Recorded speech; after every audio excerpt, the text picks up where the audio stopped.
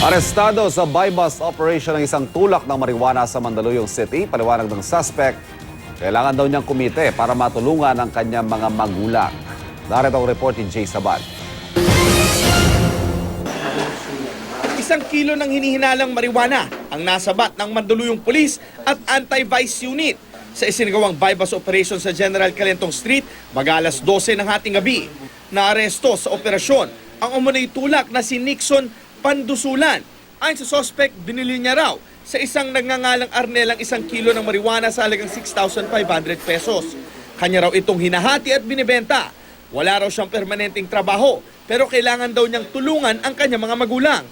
Yung nanay ko, may maintenance ng gamot. Na-corner ang suspect matapos magbenta ng 1/4 kilo sa halagang 2,000 pesos sa isang asset ng otoridad. Ang bentahan niya for mga ganyan, 1/4, tagagalawang libo bawat ang deal niya. Hindi siya nagbebenta ng tingi-tingi.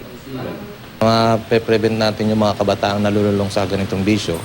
Malaking tulong din ito para sa ating sa bayan natin. Naharap sa pandusulan sa kaso paglabag sa Comprehensive Dangerous Drugs Law. Ito ang unang balita sa Mandaluyong City. Jay Sabale reporting.